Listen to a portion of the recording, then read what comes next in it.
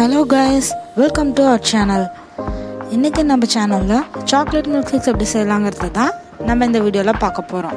வாங்க பார்க்கலாம். இதுக்கு நான் ஒரு பவுல்ல சாக்லேட்ஸ் எடுத்து வச்சிருக்கேன். ஒரு மிக்ஸி ஜார் எடுத்துக்கோங்க. அதில் 4 ஸ்பூன் சுகர் ஆட் பண்ணிக்கலாம். இது 2 கிளாஸ் மில்க்குக்கானது. ஆட் பண்ணி இதை நல்லா பவுடர் மாதிரி அரைச்சி எடுத்துக்கோங்க.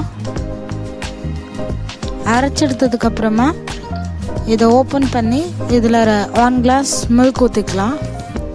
ஃபஸ்ட்டு 1 கிளாஸ் ஆட் பண்ணிக்கலாம், அதுக்கப்புறமா இன்னொரு கிளாஸ் ஆட் பண்ணிக்கலாம். அந்த 1 கிளாஸ்க்கு தேவையான சாக்லேட்ஸை நான் இதில் ஆட் பண்ணிக்கிறேன்.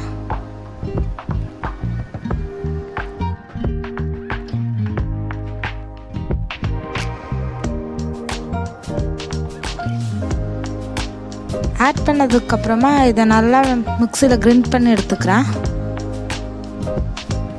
இந்த சாக்லேட் மில்கை நம்ம நல்லா கிரைண்ட் பண்ணதுக்கப்புறமா இதில் 6 to 7 ஐஸ் க்யூப் ஆட் பண்ணிக்கலாம். ஆட் பண்ணி இதை சின்னதாக கிரைண்ட் பண்ணி எடுத்துருங்க. ஐஸ் க்யூப் போட்டால் தான் இது நல்லா மில்க் ஷேக் மாதிரி திக்காகவும் இருக்கும், நல்லா டேஸ்ட்டாகவும் இருக்கும். அதுக்காக இதை போட்டு அடிச்சுக்கிறோம். அடித்ததுக்கப்புறமா 15 to 20 மினிட்ஸ் நல்லா ஃப்ரீசரில் வச்சு எடுத்துக்கோங்க. சில்லுன்னு குடித்தா தான் அது ரொம்ப நல்லாயிருக்கும். ஒரு கிளாஸ் எடுத்து அதில் சாக்லேட் சிரப்பை ஃபுல்லாக அப்ளை பண்ணி வச்சுருக்கேங்க.